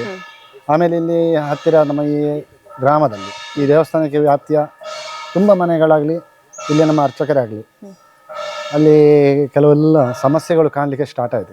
ಈ ವ್ಯವಸ್ಥೆ ಬಗ್ಗೆ ಅದನ್ನು ಚಿಂತನೆಯಲ್ಲಿ ಕೆಲವು ಸಮಯ ಅವರ ವೈಯಕ್ತಿಕ ನಮ್ಮ ಅರ್ಚಕರು ಕೂಡ ಅವರ ಮನೆಯ ವಿಷಯದಲ್ಲಿ ವ್ಯಕ್ತಿಗತವಾಗಿ ಚಿಂತನೆ ಇಟ್ಟರು. ಇಲ್ಲಿ ದೇವಸ್ಥಾನದ ಬಗ್ಗೆ ತುಂಬ ಸಮಸ್ಯೆಗಳು ಉಂಟಂತ ಕಂಡ ನಂತರ ಪುನಃ ಈ ಗ್ರಾಮಸ್ಥರನ್ನು ಸೇರಿಸಿ ಒಂದು ದೊಡ್ಡ ರೀತಿಯಲ್ಲಿ ಎಲ್ಲರನ್ನು ಒಗ್ಗೂಡಿಸಿಕೊಂಡು ಒಂದು ಚಿಂತನೆಗೆ ಹೊರಟರು. ಆ ಚಿಂತನೆಯಲ್ಲಿ ಕಂಡದ್ದು ಏನಂದರೆ, ಇಲ್ಲಿಯ ಸಾನ್ನಿಧ್ಯಗಳು ಸ್ವಲ್ಪ ಅಸ್ತವ್ಯಸ್ತಗೊಂಡು ಏನೋ ಒಂದು ತೊಂದರೆ ಕಾಣ್ತಾ ಉಂಟು, ಅದನ್ನೆಲ್ಲ ಸರಿಪಡಿಸಬೇಕು ಅಂತ ಕಂಡಿದ್ದು. ಆ ನಂತರ ಎಲ್ಲ ಊರಿನವರು ಸೇರಿ ನಾವೇ ಅದಕ್ಕೆ ಒಂದು ವ್ಯವಸ್ಥಿತ ರೂಪ ಕೊಡುವ ಅಂತೆಲ್ಲ ನಿರ್ಧರಿಸಿ, ಯಾರಿಗೂ ತೊಂದರೆ ಆಗದೆ ಇನ್ನು ಮುಂದಕ್ಕಾದರೂ ಯಾವ ಮನೆಗೂ ಆಗಲಿ ಯಾವುದೇ ಒಂದು ವ್ಯವಸ್ಥೆಗೆ ತೊಂದರೆ ಧಕ್ಕೆ ಬಾರದಾಗೆ ಇಲ್ಲಿ ಏನು ಸಾನ್ನಿಧ್ಯಗಳುಂಟು ಅದನ್ನೆಲ್ಲ ವಿಮರ್ಶಿಸಿ ಆಗುವಾಗ ಕೆಲವೆಲ್ಲ ಚಿಂತನೆಯಲ್ಲಿ ಕಂಡ ಹಾಗೆ ಅದನ್ನು ಮುಂದುವರಿಸಿಕೊಂಡು ಹೋಗ್ತಾ ಇದ್ದೇನೆ. ಹಾಗೆ ಮೂಲತಃವಾಗಿ ಪ್ರಥಮವಾಗಿ ಇಲ್ಲಿ ಒಂದು ದೈವಿ ಸಾನ್ನಿಧ್ಯ ನಿಮಗೆ ಕಂಡದ್ದು ಏನಂದರೆ ಈ ರಕ್ತೇಶ್ವರಿ ಗುಡಿ. ಇದು ತುಂಬ ಜೀರ್ಣಾವಸ್ಥೆಯಲ್ಲಿತ್ತು. ಅದು ಯಾವ ರೀತಿ ಅಂದರೆ ಅದಕ್ಕೆ ಒಂದು ವ್ಯವಸ್ಥಿತ ರೀತಿಯಲ್ಲಿ ನಡೆಯದೆ ಏನೋ ಒಂದು ಗೊಂದಲಮಯವಾಗಿ ಇಲ್ಲಿಯ ವ್ಯವಸ್ಥೆ ಎಲ್ಲ ಹೋಗ್ತಾಯಿತ್ತು. ಪ್ರಪ್ರಥಮವಾಗಿ ನಾವು ಅದಕ್ಕೆ ಆದ್ಯತೆ ಕೊಟ್ಟೆವು. ಆನಂತರ ಇಲ್ಲಿ ಮೊದಲೊಂದು ನಂದಿ ಮಂಟಪ ಒಂದು ಆಗಬೇಕಂತಾಯಿತು, ಅದು ಮಾಡಿದ್ದೇವೆ. ಹಾಗೆ ಜೀರ್ಣೋದ್ಧಾರ ಬಗ್ಗೆ ಮತ್ತು ಹೇಳಬೇಕಾದ್ರೆ ನಾಗನದ್ದೊಂದು ಕಟ್ಟೆ ಮೊದಲಿನ ಒಂದು ಚಿಂತನೆಯಲ್ಲಿ ಏನೋ ಒಂದು ವ್ಯವಸ್ಥಿತವಾಗಿ ಏನೋ ಒಂದು ಗೊಂದಲಮಯವಾಗಿ ನಾಗನ ಒಳಗಿನ ಸಾನ್ನಿಧ್ಯವನ್ನು ಹೊರಗೆ ಹಾಕಿ ಪುನಃ ಅದನ್ನು ಒಳಗೆ ಆಗಬೇಕಂತ ಚಿಂತನೆಯಲ್ಲಿ ಕಂಡು ಅದು ಕೂಡ ನಾಗನ ಒಂದು ವ್ಯವಸ್ಥೆಗೆ ನಾಗನ ಕಟ್ಟೆ ಕೂಡ ಆಯಿತು. ಆಮೇಲೆ ನಂದಿ ಮಂಟಪ ಕೂಡ ಮಾಡಿ ಆಯಿತು. ಈಗ ರಕ್ತೇಶ್ವರಿಗೆ ಸಂಬಂಧಪಟ್ಟಂತೆ ಇಲ್ಲಿಯ ಅಭಿವೃದ್ಧಿ ಕಾರ್ಯ ಏನುಂಟು ಅದು ಕೂಡ ಮಾಡಿ ಆಗಿದೆ. ಇನ್ನು ಮುಂದಕ್ಕೆ ಕೆಲವು ಸಣ್ಣ ಸಣ್ಣ ಪುಟ್ಟ ವ್ಯವಸ್ಥೆಗಳು ಆಗಲಿಕ್ಕೆ ಉಂಟು, ಅದು ಆಗ್ತಾ ಉಂಟು ಈಗಾಗಲೇ. ಈ ಜೀರ್ಣೋದ್ಧಾರ ಬಗ್ಗೆ ಒಟ್ಟಾರೆ ಹೇಳಬೇಕಾದ್ರೆ ಸಾಧಾರಣ ಇಲ್ಲಿ ಒಂದು 90ರಿಂದ 95% ನಮ್ಮ ಪರಿಪೂರ್ಣಗೊಳ್ತಾ ಬಂತು ಈ ಕೆಲಸದಲ್ಲಿ. ಇನ್ನೆಲ್ಲ ವೈದಿಕ ಕ್ರಿಯಾ ವಿಧಾನದಲ್ಲಿ ಮಾಡುವ ಹಾಗೆ ಅದನ್ನು ನಾವು ಮುಂದುವರಿಸಿಕೊಂಡು ಅವರ ರೀತಿಯ ಏನೆಲ್ಲ ಅವರ ಒಂದು ಅಭಿಪ್ರಾಯ ಬಂತು ಆ ರೀತಿಯಲ್ಲಿ ನಾವು ಮುಂದುವರಿದಂಥ ತೀರ್ಮಾನ ಕೊಟ್ಟಿದ್ದೇವೆ. ಜೀರ್ಣೋದ್ಧಾರ ಅಭಿವೃದ್ಧಿ ಕಾರ್ಯಗಳಿಗೆ ಊರಿನ ಜನರ ಸಹಕಾರ ಯಾವ ರೀತಿ? ಮೊದಲನೇ ಹೇಳಬೇಕಾದ್ರೆ ಈ ಊರನ್ನು ಒಗ್ಗೂಡಿಸಿಕೊಂಡು ಬಂದಂಥ ಈ ಸಾನ್ನಿಧ್ಯದ ಒಂದು ನಾವು ಅದಕ್ಕೆ ಚಿರ ಋಣಿಯಾಗಬೇಕು ಈ ದೈವ. ಯಾಕಂದರೆ ಇಲ್ಲಿ ಕೆಲವು ಗೊಂದಲಮಯ ವಾತಾವರಣ ಇತ್ತು, ಊರಾಗಲಿ ಈ ವ್ಯವಸ್ಥೆ ಒಳಗಿನ ವ್ಯವಸ್ಥೆ ಆಗಲಿ, ಇದೆಲ್ಲ ಒಂದು ಒಗ್ಗೂಡಿಕೊಂಡು ಬಂದದ್ದು ಈ ಎಲ್ಲ ಒಂದು ಬಹಳ ಸಂತೋಷಕರವಾದ ವಿಷಯ ಆಗಿದೆ. ಯಾವುದೇ ಒಂದು ವಿಷಯ ಬೇಕು ನೋಡಿ, ಒಂದು ಆಯಾಯ ಒಂದು ಟೈಮಲ್ಲಿ ಅದು ಯಾವುದೇ ಒಂದು ವ್ಯವಸ್ಥೆ ಸಂಪೂರ್ಣವಾಗಿ ಪರಿಪೂರ್ಣವಾಗಿ ನಡಿಬೇಕಾದ್ರೆ ಇಂತಿಷ್ಟೇ ಒಂದು ವ್ಯವಸ್ಥೆಯ ಒಳಗೆ ಬರಬೇಕಾಗ್ತದೆ. ಹಾಗೆ ನಮಗೆ ಕಂಡ ರೀತಿಯಲ್ಲಿ ಈಗ ಊರಿನ ಎಲ್ಲ ಭಕ್ತಾಭಿಮಾನಿಗಳು ತುಂಬ ಹೃದಯದಿಂದ ಇದಕ್ಕೆ ಸಹಕಾರ ಕೊಡ್ತಿದ್ದಾರೆ. ಅದು ಇಲ್ಲಿಯ ಸಾನ್ನಿಧ್ಯದೊಂದು ವಿಶೇಷ ಪ್ರಭಾವ ಅಂತಲೇ ನಾವು ಪ್ರಭಾವದ ಅನುಗ್ರಹ ಅಂತಲೇ ನಾವು ತಿಳ್ಕೊಂಡಿದ್ದೇವೆ. ಹಾಗೆ ಮುಂದೆ ನಡೀತಾ ಉಂಟು. ಓಕೆ ಸರ್, ಕ್ಷೇತ್ರದ ಅಭಿವೃದ್ಧಿಗಾಗಿ ಒಟ್ಟು ಆಗಿರುವಂಥ ಖರ್ಚು ವೆಚ್ಚಗಳ ಬಗ್ಗೆ ಹೇಳೋದಾದ್ರೆ ಸರ್? ಈಗ ಕ್ಷೇತ್ರದ ಅಭಿವೃದ್ಧಿ ಬಗ್ಗೆ ನಾವೊಂದು ಅಂದಾಜು ವೆಚ್ಚ ಸಾಧಾರಣ ಒಂದು 55ರಿಂದ 60 ಲಕ್ಷ ನಮಗೆ ವೆಚ್ಚ ಬೀಳ್ತಾ ಉಂಟು.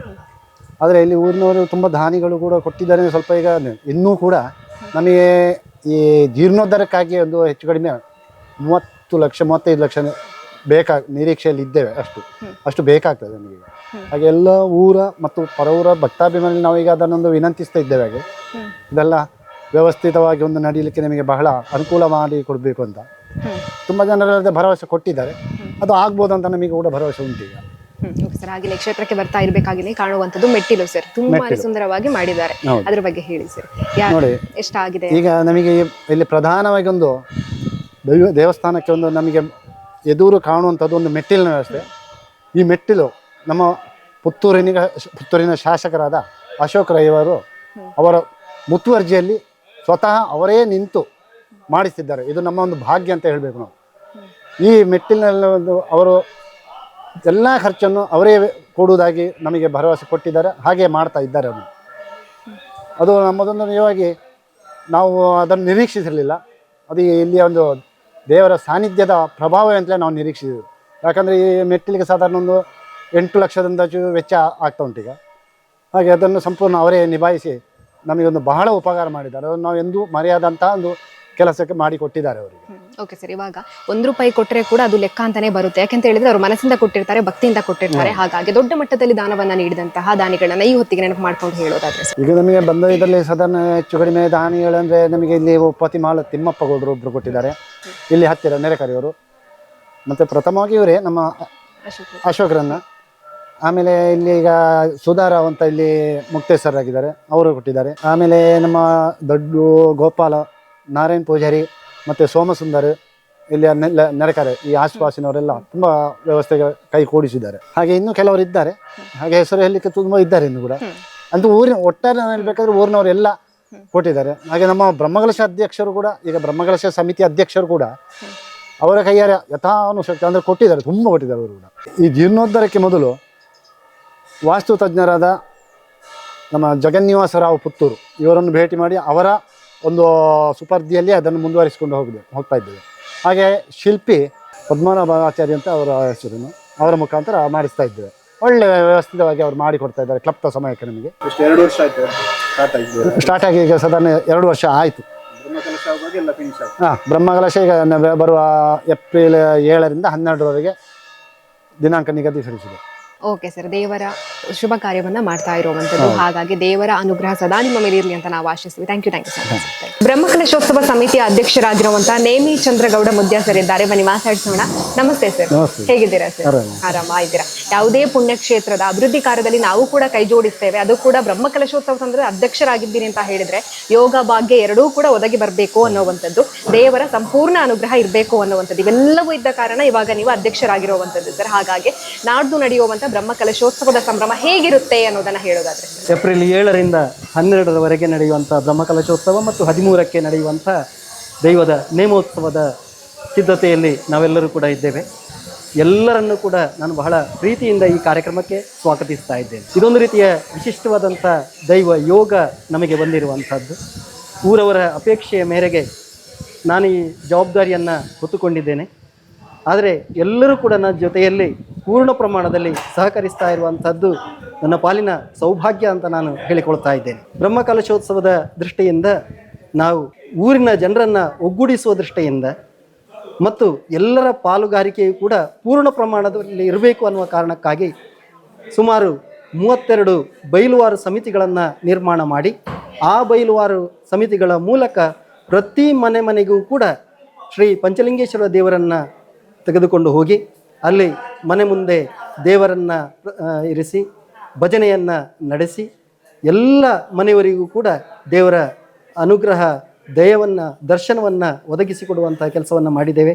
ಇದು ಈಗ ನಿನ್ನೆಗೆ ಸಂಪೂರ್ಣಗೊಂಡಿದೆ.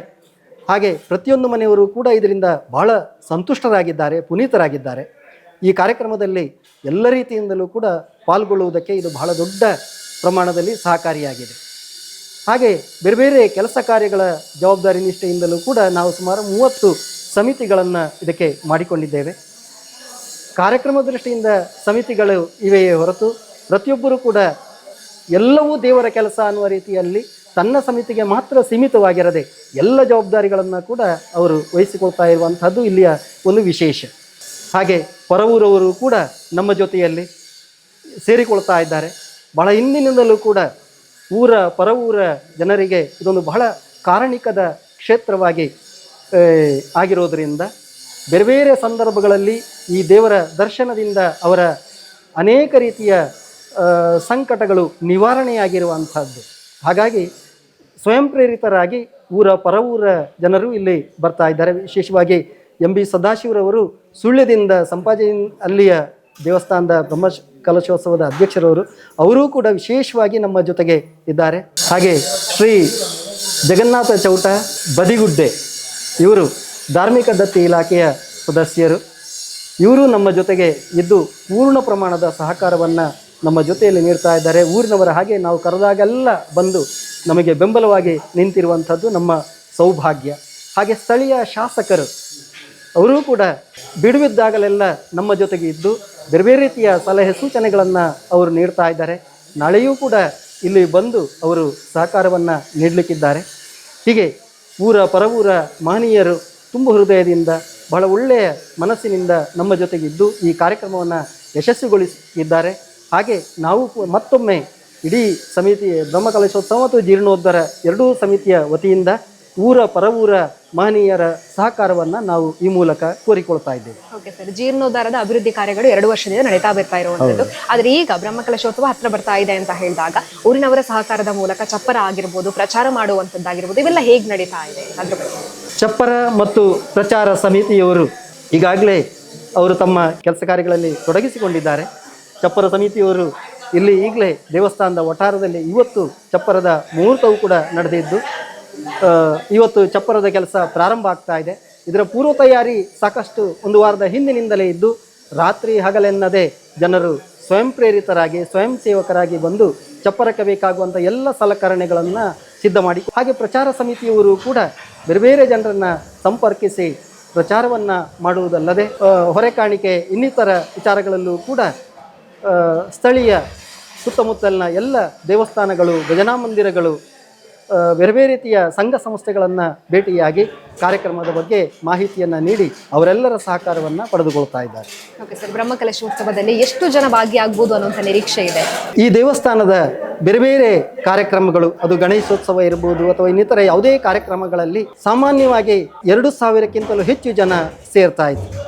ಹಾಗೆ ನಾವು ಒಟ್ಟು 7 ದಿನಗಳಲ್ಲಿ ಸುಮಾರು ನಾವು 20,000ರಿಂದ 25,000ದಷ್ಟು ಜನರು ಈ ಕಾರ್ಯಕ್ರಮದಲ್ಲಿ ನಮ್ಮ ಜೊತೆ ಸೇರ್ತಾರೆ, ಈ ಕಾರ್ಯಕ್ರಮ ಯಶಸ್ವಿಗೊಳಿಸ್ತಾರೆ ಅನ್ನುವಂಥ ಒಂದು ನಿರೀಕ್ಷೆಯಲ್ಲಿ ನಾವಿದ್ದೇವೆ. ಓಕೆ ಸರ್, ಈ ಒಂದು ಕ್ಷೇತ್ರ ಪರಮ ಪುಣ್ಯ ಕ್ಷೇತ್ರ ಸರ್. ಹಾಗಾಗಿ ಪಾರ್ವತಿ ಪಂಚಲಿಂಗೇಶ್ವರ ದೇವರು ನಿಮ್ಮ ಜೀವನದಲ್ಲಿ ಎಷ್ಟು ಪವಾಡಗಳನ್ನ ಮಾಡಿದ್ದಾರೆ, ಅವರ ಅನುಗ್ರಹದ ಬಗ್ಗೆ ನೀವು ಹೇಳೋದು? ಈ ಕ್ಷೇತ್ರ ಪೌರಾಣಿಕ ಹಿನ್ನೆಲೆಯನ್ನು ಹೊಂದಿರುವಂಥ ಒಂದು ಕ್ಷೇತ್ರ. ಪಾಂಡವರು ಪಂಚಲಿಂಗಗಳನ್ನು ಸ್ಥಾಪನೆ ಮಾಡಿದರು. ಅದೇ ಸಂದರ್ಭದಲ್ಲಿ ದ್ರೌಪದಿಯು ಯೋನಿ ರೂಪದ ಪಾರ್ವತೀ ದೇವಿಯನ್ನು ಇಲ್ಲಿ ಸ್ಥಾಪಿಸಿದ್ದಾಳೆ ಅನ್ನುವಂಥದ್ದು ಒಂದು ಪೌರಾಣಿಕ ಹಿನ್ನೆಲೆಯನ್ನು ಹೊಂದಿರುವಂಥದ್ದು. ಹಾಗಾಗಿ ಇಲ್ಲಿ ಶಿವಲಿಂಗವನ್ನು ಪಾಂಡವರು ಸ್ಥಾಪಿಸಿದಾಗ ಪಾರ್ವತಿ ದೇವಿಯನ್ನು ದ್ರೌಪದಿ ದೇವಿ ಸ್ಥಾಪನೆ ಮಾಡಿದ್ಲು ಅನ್ನುವ ಕಾರಣಕ್ಕಾಗಿ ಮದುವೆಯಾಗದೇ ಇರುವಂಥ ಯುವಕರು ಬಂದರೆ ಇಲ್ಲಿ ಪ್ರಾರ್ಥನೆಯನ್ನು ಮಾಡಿಕೊಂಡ್ರೆ ಅವರಿಗೆ ಮದುವೆಯ ಯೋಗ ಕೂಡಿ ಬರ್ತದೆ ಅನ್ನುವಂಥದ್ದು ಒಂದು ಹಿರಿಯರು ನಂಬಿಕೊಂಡು ಬಂದಿರುವಂಥದ್ದು. ಹಾಗೆ ಅನೇಕ ಯುವಕರು ಇಲ್ಲಿ ಬಂದು ಪ್ರಾರ್ಥನೆಯನ್ನು ಮಾಡಿಕೊಂಡು ಮದುವೆ ಯೋಗವನ್ನು ಪಡೆದಿರುವಂಥದ್ದು ಕೂಡ ಇದೆ. ಹಾಗೆ ಇನ್ನು ಬೇರೆ ಬೇರೆ ರೀತಿಯಿಂದ ನಮ್ಮೆಲ್ಲ ರೀತಿಯ ಅಭೀಷ್ಟಗಳನ್ನು ನೆರವೇರಿಸುವಂಥ ದೇವರು. ನಮ್ಮ ಯಾವುದೇ ಕೆಲಸ ಕಾರ್ಯಗಳನ್ನು ನಾವು ನಡೆಸುವಾಗಲೂ ಕೂಡ ಪ್ರಥಮವಾಗಿ ನಮ್ಮ ಪಂಚಲಿಂಗೇಶ್ವರನ ಸ್ಮರಣೆ ಮಾಡಿಕೊಂಡು ಇಲ್ಲಿ ಕೆಲಸವನ್ನು ಮಾಡ್ತಾ ಇದ್ದೇವೆ. ಹಾಗೆ ನಮ್ಮ ವೈಯಕ್ತಿಕವಾಗಿ ಗ್ರಾಮೀಣ ಪ್ರದೇಶದಲ್ಲಿ ಹುಟ್ಟಿರುವಂಥ ನಾನು ಕೂಡ ಉಪನ್ಯಾಸಕನಾಗಿ ನಿವೃತ್ತಿಗೊಂಡಿದ್ದೇನೆ. ಜೀವನದಲ್ಲಿ ಒಂದು ಯಶಸ್ಸನ್ನು ಸಾಧಿಸಿದ್ದೇನೆ ಅಂತಂದರೆ ಅದಕ್ಕೆ ಈ ದೇವರ ಅನುಗ್ರಹವೇ ಕಾರಣ ಅಂತ ಹೇಳ್ಕೊಂಡು ಭಾಳ ಸಂತೋಷದಿಂದ ನಾನು ಹೇಳಿಕೊಳ್ತಾ ಇದ್ದೆ. ಎಲ್ಲರನ್ನೂ ಕೂಡ ಈ ಬ್ರಹ್ಮಕಲಶೋತ್ಸವದಲ್ಲಿ ಬಂದು ಭಾಗಿಯಾಗಿ ಕಾರ್ಯಕ್ರಮವನ್ನು ಯಶಸ್ವಿಗೊಳಿಸಿಕೊಳ್ಬೇಕು ಅಂತ ಕೇಳಿಕೊಳ್ತಾ ಇದ್ದೇನೆ. ಓಕೆ ಸರ್, ದೇವರ ಆಶೀರ್ವಾದದ ಮೂಲಕ ಬ್ರಹ್ಮಕಲಶೋತ್ಸವ ಸಕ್ಸಸ್ ಆಗಿ ನಡೀಲಿ, ನಿಮ್ಮ ಅಧ್ಯಕ್ಷತೆಯ ಮೂಲಕ ಕೂಡ ಸಕ್ಸಸ್ ಆಗಿ ನಡೀಲಿ ಅಂತ ನಾವು ಆಶಿಸ್ತೀವಿ ಸರ್. Thank you sir. ಧನ್ಯವಾದಗಳು. ಬ್ರಹ್ಮಕಲಶೋತ್ಸವ ಸಮಿತಿಯ ಕೋಶಾಧಿಕಾರಿಯಾಗಿರುವಂತಹ ಸೋಮ ಸುಂದರ ಸರ್ ಇದ್ದಾರೆ, ಬನ್ನಿ ಮಾತಾಡಿಸೋಣ. ನಮಸ್ತೆ ಸರ್, ಹೇಗಿದ್ದೀರಾ ಸರ್? ಓಕೆ, ದೊಡ್ಡ ಮಟ್ಟದಲ್ಲಿ ಕಾರ್ಯಕ್ರಮ ಆಗಬೇಕು, ಅದರಲ್ಲಿ ಕೂಡ ಬ್ರಹ್ಮಕಲಶೋತ್ಸವ ಆಗಬೇಕು ಅಂತ ಹೇಳಿದ್ರೆ ಆರ್ಥಿಕವಾಗಿರುವಂತಹ ಕ್ರೋಢೀಕರಣ ತುಂಬಾನೇ ಮುಖ್ಯವಾಗುತ್ತೆ ಸರ್. ಹಾಗಾಗಿ ಆರ್ಥಿಕ ಕ್ರೋಢೀಕರಣ ಕಾರ್ಯಕ್ರಮಗಳು ಯಾವಾಗದಿಂದ ಪ್ರಾರಂಭ ಆಯಿತು, ಹೇಗೆ ನಡೀತಾ ಇದೆ ಅದ್ರ ಬಗ್ಗೆ ಹೇಳೋದಾದ್ರೆ? ಇಲ್ಲಿ ಪಾರ್ವತಿ ಪಂಚಲಿಂಗೇಶ್ವರ ದೇವಸ್ಥಾನ ಮುದ್ದೆ ಅಂತೇಳಿ ಇಲ್ಲಿ ಹೆಸರು. ನಾವೊಂದು 6 ತಿಂಗಳ ಮುಂಚೆ ನಾವು ಇಲ್ಲೊಂದು ಸಮಾಲೋಚನಾ ಸಭೆಯನ್ನು ಮಾಡಿದ್ದೆವು. ಆವಾಗ ಇಲ್ಲಿ ಜೀರ್ಣೋದ್ಧಾರ ಮಾಡುವ, ಈಗ ಮುಂಚೆ ಜೀರ್ಣೋದ್ಧಾರ ಆಗಿ 11 ವರ್ಷ ಆಗಿದೆ. ಈಗ 11 ವರ್ಷದಲ್ಲಿ ಇಲ್ಲಿ ಸ್ವಲ್ಪ ಜೀರ್ಣೋದ್ಧಾರ ಮಾಡುವ ಕೆಲವು ತೀರ್ಥ ಮಂಟಪ ಮತ್ತು ವಿಷ್ಣುಗುಡಿ, ನಾಗನ ಕಟ್ಟೆ ಎಲ್ಲ ಆಗಲಿಕ್ಕಿತ್ತು. ಅದನ್ನೆಲ್ಲ ಮಾಡುತ್ತಾ ಬರುವಾಗ ಇಲ್ಲಿ ದೇವರ ಪ್ರತಿಷ್ಠೆ ಮಾಡುವಾಗ ನಾವು ಬ್ರಹ್ಮಕಲಶ ಸಹ ಒಟ್ಟಿಗೆ ಮಾಡುವಂತೇಳಿ ಒಂದು ನಿರ್ಣಯ ಆಯಿತು ಇಲ್ಲಿ ಸಭೆಯಲ್ಲಿ, ಸಮಾಲೋಚನಾ ಸಭೆಯಲ್ಲಿ. ಆಗ ಇಲ್ಲಿ ಆರ್ಥಿಕ ಕ್ರೋಢೀಕರಣ ಇಲ್ಲಿ ಏನಿಲ್ಲ, ಆರ್ಥಿಕವಾಗಿ ಇಲ್ಲಿ ಯಾವುದೇ ಬಲ ಇಲ್ಲ. ಆರ್ಥಿಕ ಏನು ಮಾಡೋದಂತ ಹೇಳುವಾಗ ನಾವೊಂದು ಬ್ರಹ್ಮಕಲಶನೇ ಮಾಡುವಂತೇಳಿ ನಿಗದಿ ಆಯಿತು. ಆರ್ಥಿಕ ಕ್ರೋಢೀಕರಣಕ್ಕೆ ನಾವು ಒಂದು ಮನೆಗೆ ತೆರಳಿ ನಾವೊಂದು ಇಲ್ಲಿಯ ಒಂದು ಇತಿಹಾಸದ ಬಗ್ಗೆ ಒಂದು ವಿಜ್ಞಾಪನಾ ಪತ್ರ ರೆಡಿ ಮಾಡಿಕೊಂಡು ವಿಜ್ಞಾಪನಾ ಪತ್ರದ ಮೂಲಕ ನಾವೊಂದು ಮನೆಗೆ ಭಜನೆ ಮೂಲಕ ಒಂದು 1300 ಮನೆಗೆ ನಾವು ವಿಜ್ಞಾಪನಾ ಪತ್ರ ಕೊಡ್ತಾ ಭಜನೆಯ ಮೂಲಕ ಹೋದೆವು.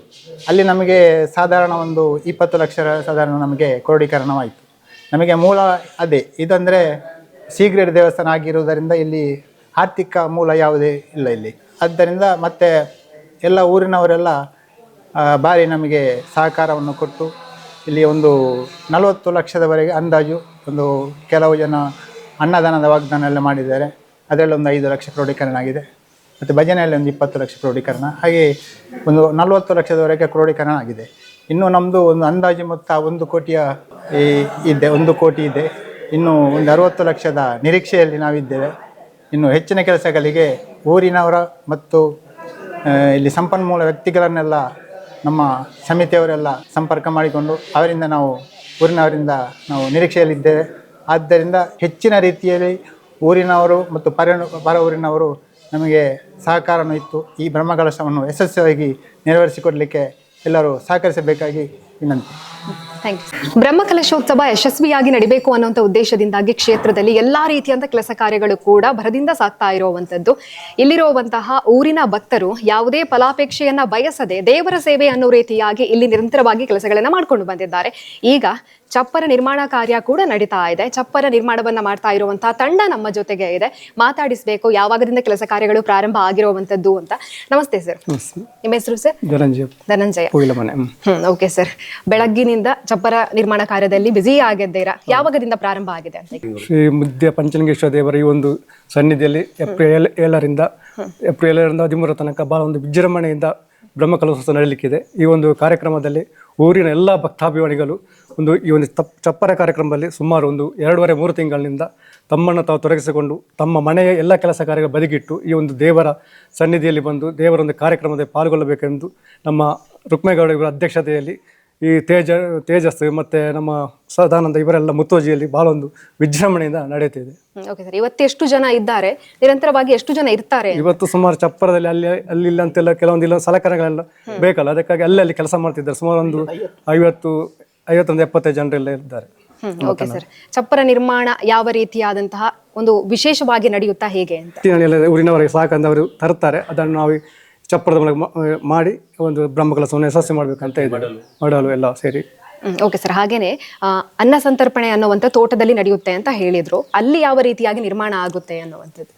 ಅಲ್ಲಿ ನಾವು ಅಧ್ಯಕ್ಷರು ಇವರೆಲ್ಲ ಚರ್ಚೆ ಮಾಡಿದ್ರ ಬಗ್ಗೆ ಅಲ್ಲಿ ಶಾಮಿಯಾನ ಅದನ್ನೆಲ್ಲ ಆ ಮಳೆಗಾಲದ ಒಂದು ಸಂದರ್ಭದಲ್ಲಿ ಅದಕ್ಕೆ ಅನುಗುಣವಾಗಿ ನಾವು ಅದನ್ನು ನಿರ್ವಹಿಸುವುದಂತೆ ಸಮಿತಿಯಲ್ಲಿ ಚರ್ಚಿಸಿದ್ದೇವೆ. ಓಕೆ, ಎಲ್ಲರ ಕೆಲಸ ಕಾರ್ಯಗಳು ಹೇಗಿದೆ ಸರ್? ಬಹಳ ಉತ್ತಮವಾಗಿ ಬಹಳ ಲವಲವಿಕೆಯಿಂದ ತಮ್ಮ ಎಲ್ಲ ಮನೆಯ ಕೆಲಸ ಕಾರ್ಯ ಬಿಟ್ಟು ಇದರಲ್ಲಿ ಪಾಲ್ಗೊಳ್ತಿದೆ. ಅಂದ್ರೆ ದೇವರ ಕೆಲಸ ಯಾವಾಗಲೂ ನಮಗೆ ಸಿಗುವುದಿಲ್ಲ.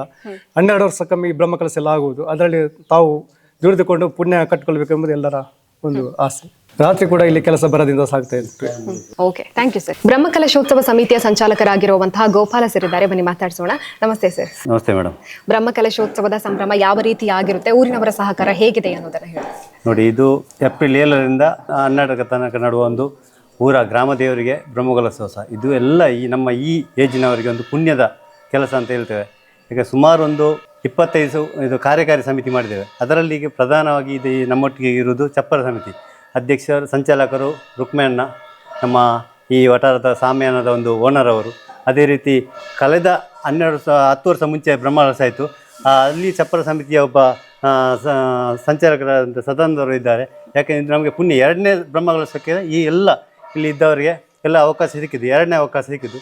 ನಾವೆಲ್ಲ ಇದರ ಮುಂಚೆ ಆಗುವಾಗ ನಾವೆಲ್ಲ ಚಿಕ್ಕವರು, ಇವು 10 ವರ್ಷದ ಮುಂಚೆ ಆಗುವ ಎಲ್ಲ ಸಕ್ರಿಯವಾಗಿ ಕೆಲಸ ಮಾಡಿದವರೇ ಇರೋದು. ನೋಡಿ, ಹಿರಿಯವರು ರಾಮಣ್ಣವರೆಲ್ಲ ಎಲ್ಲ ಇದ್ದಾರೆ.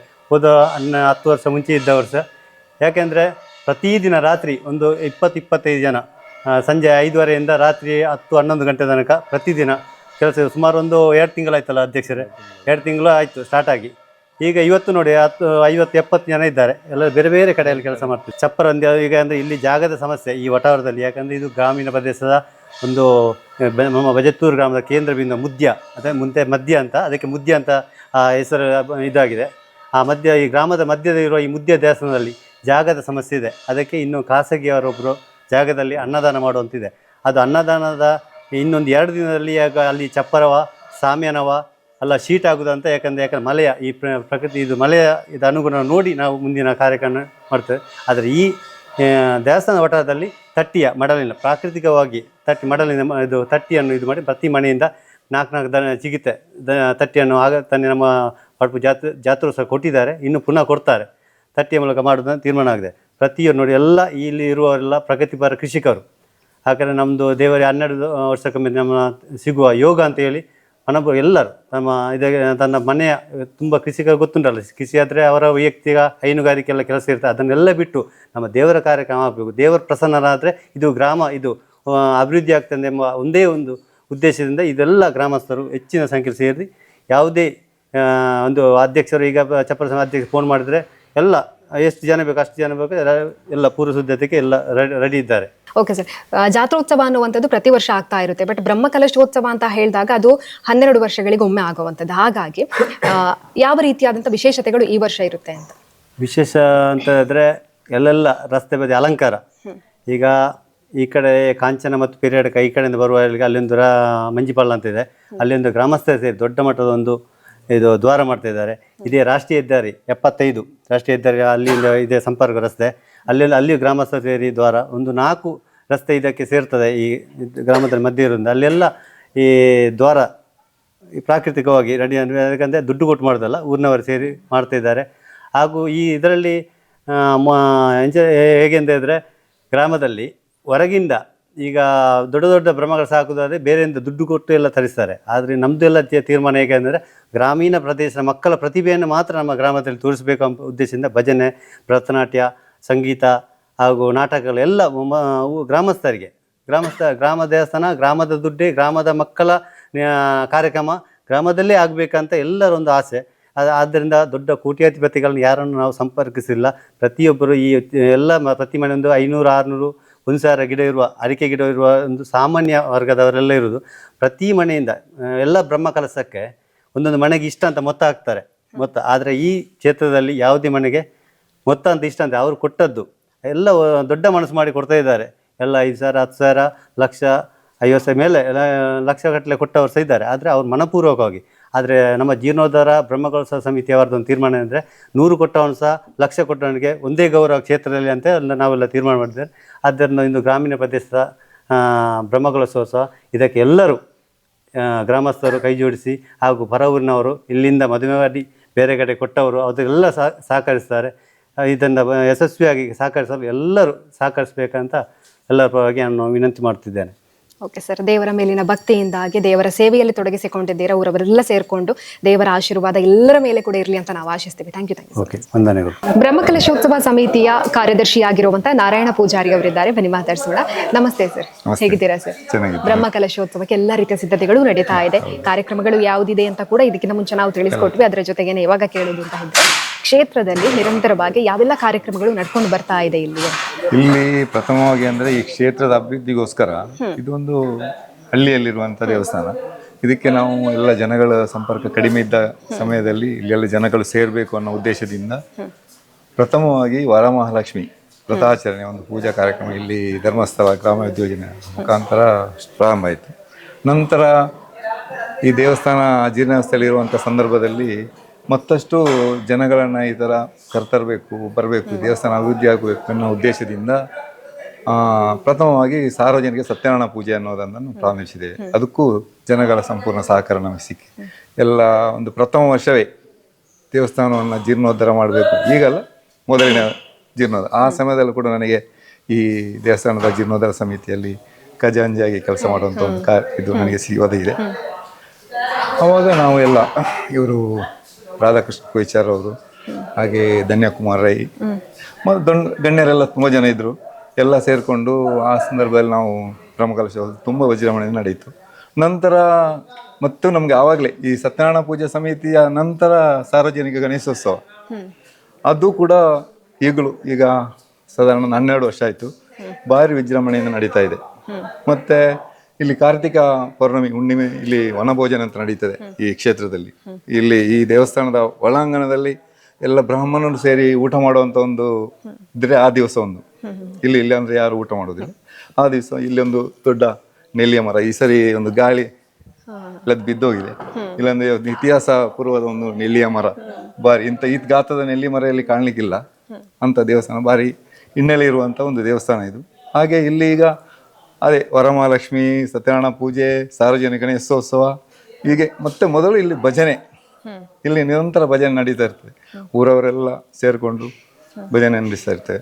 ಹಾಗೆ ಈಗ 2ನೇ ಸಾರಿ ಬ್ರಹ್ಮಕಲಶೋತ್ಸವ ಭಾರಿ ಖುಷಿಯಿಂದ ಎಲ್ಲ ಊರವರೆಲ್ಲ ಸೇರಿಕೊಂಡು ಎಲ್ಲ ಹುಡುಗರೆಲ್ಲ ತುಂಬಾ ಉತ್ಸಾಹದಿಂದ ನೋಡ್ತಾ ಇದ್ದೀರಿ. ಈಗ ನೀವು ಕೆಲಸ ಮಾಡ್ತಾ ಇದ್ದಾರೆ, ಅದೇ ನಮಗೆ ಖುಷಿ. ಇನ್ನು ಈಗಾಗಲೇ ಎಲ್ಲ ಹೇಳಿದ್ದಾರೆ. ಈಗ ನಾನೆಲ್ಲ ಕೇಳ್ಕೊಳ್ಳೋದಿಷ್ಟೇ, ನಮಗೆ ಊರವರ ಪರ ಊರವರ ಎಲ್ಲ ಒಂದು ಧನ ಸಹಾಯದ ಅಗತ್ಯ ಇದೆ. ಈಗ ಎಲ್ಲ ಬ್ರಹ್ಮಕಲಶೋತ್ಸವಕ್ಕೆ ಬರಬೇಕು, ತುಂಬ ಜನ ಸೇರಬೇಕು, ತುಂಬ ವಿಜೃಂಭಣೆಯಿಂದ ನಡೀಬೇಕು ಅಂತ ಎಲ್ಲ ಕಾರ್ಯಕ್ರಮಗಳನ್ನು ವಹಿಸಿದ್ದೇವೆ. ಎಲ್ಲ ಊರವರಿಂದಲೇ ಎಲ್ಲ ಕಾರ್ಯಕ್ರಮಗಳು, ಕೆಲವೊಂದು ಒಂದು ವಿಠಲ ನಾಯಕರವರ ಒಂದು ಕಾರ್ಯಕ್ರಮ ಮತ್ತೊಂದು ನಾಟಕ ಒಂದು ಹೊರಗಿಂದ ಇಟ್ಟುಕೊಂಡು ಇಟ್ಟಿದ್ದೇವೆ, ಬೇರೆ ಯಾವುದೂ ಇಲ್ಲ. ಎಲ್ಲ ಊರವರದೇ ಕಾರ್ಯಕ್ರಮ. ಮತ್ತು ಸಭಾ ಕಾರ್ಯಕ್ರಮನೂ ಹಾಗೆ ಒಂದೇ ದಿನ ಸಭಾ ಕಾರ್ಯಕ್ರಮ ಕೂಡ ಇರುವುದು. ಅಂತೂ ತುಂಬ ಖುಷಿಯಿಂದ ಎಲ್ಲವನ್ನು ಮಾಡ್ತಾ ಇದ್ದಾರೆ. ಊರ ಹುಡುಗರ ತುಂಬಾ ಇದೆ, ಎಲ್ಲ ಖುಷಿ ಆಗ್ತಾ ಇದೆ. ಇಷ್ಟವರೆಗೆ ಬಾರದವರು ಕೂಡ ದೇವಸ್ಥಾನಕ್ಕೆ ಬಂದು ಕೆಲಸ ಮಾಡ್ತಾ ಇದ್ದಾರೆ. Okay sir, thank you. ನಮಸ್ತೆ. ಪುತ್ತೂರು ತಾಲೂಕಿನ ಬಜತ್ತೂರು ಗ್ರಾಮದ ಶ್ರೀ ಪಾರ್ವತಿ ಪಂಚಲಿಂಗೇಶ್ವರ ದೇವಸ್ಥಾನ ಪರಂತಿ ಕ್ಷೇತ್ರ ಮುದ್ಯ ಇಲ್ಲಿ ಏಪ್ರಿಲ್ 7ನೇ ತಾರೀಕಿನಿಂದ 12ನೇ ತಾರೀಕಿನಿಂದ ತನಕ ಬ್ರಹ್ಮಕಲಶೋತ್ಸವ ನಡೀಲಿಕ್ಕಿದೆ. ಕ್ಷೇತ್ರದಲ್ಲಿ ಯಾವ ರೀತಿಯಾಗಿರುವಂತಹ ಅಭಿವೃದ್ಧಿ ಕಾರ್ಯಗಳು ನಡೀತಾ ಇದೆ ಅಂತ ನೋಡಿದ್ರಲ್ಲ, ಊರಿನ ಭಕ್ತರೆಲ್ಲರೂ ಕೂಡ ಭಕ್ತಿಯಿಂದ ಶ್ರೀ ದೇವರ ಸೇವೆಯನ್ನ ಮಾಡ್ತಾ ಇದ್ದಾರೆ. ಬ್ರಹ್ಮಕಲಶೋತ್ಸವ ಅಂತ ಹೇಳಿದ್ರೆ ಊರಿನ ಭಕ್ತರೆಲ್ಲ ಭಕ್ತಿಯಿಂದ ಸೇರ್ಕೊಂಡು ಅತ್ಯಂತ ಯಶಸ್ವಿಯಾಗಿ ನಡಿಬೇಕು ಅನ್ನುವಂಥ ಉದ್ದೇಶದಿಂದಾಗಿ ಭಾಗಿಯಾಗ್ತಾ ಇರುವಂಥದ್ದು. ಇದರ ಜೊತೆಗೇನೆ ಬ್ರಹ್ಮಕಲಶೋತ್ಸವದ ಸಂದರ್ಭದಲ್ಲಿ ಹಲವಾರು ವಿಶೇಷವಾಗಿರುವಂತಹ ಕಾರ್ಯಕ್ರಮಗಳನ್ನ ಕೂಡ ಜೋಡಣೆ ಮಾಡ್ಕೊಂಡಿರೋದು ವಂತದ್ದು. ಹಾಗಾಗಿ ಪ್ರತಿಯೊಬ್ಬರೂ ಕೂಡ ಮುದ್ಯಾ ಕ್ಷೇತ್ರಕ್ಕೆ ಬಂದು ಇಲ್ಲಿ ಶ್ರೀದೇವರಿಗೆ ನಮಸ್ಕಾರವನ್ನ ಮಾಡಿ ಅದರ ಜೊತೆಗೆ ಇಷ್ಟಾರ್ಥವನ್ನ ಬೇಡಿಕೊಳ್ಳಿ, ಬ್ರಹ್ಮಕಲಶೋತ್ಸವದಲ್ಲಿ ಭಾಗಿಯಾಗಿ ಅಂತ ಹೇಳ್ತಾ ಇವತ್ತಿನ ಕಾರ್ಯಕ್ರಮವನ್ನ ಮುಗಿಸ್ತಾ ಇದ್ದೀವಿ. ಹರೀಶ್ ಬಾರಿಂಜ, ಕಾರ್ತಿಕ್ ಕರ್ಕೇರ ಜೊತೆ ಸುಮಿತ್ರಾ ಬಿ, ಸುದ್ದಿ ನ್ಯೂಸ್, ಪುತ್ತೂರು. ಸುದ್ದಿ ಚಾನಲ್, ಕ್ಷಣ ಕ್ಷಣದ ಸುದ್ದಿಗಾಗಿ.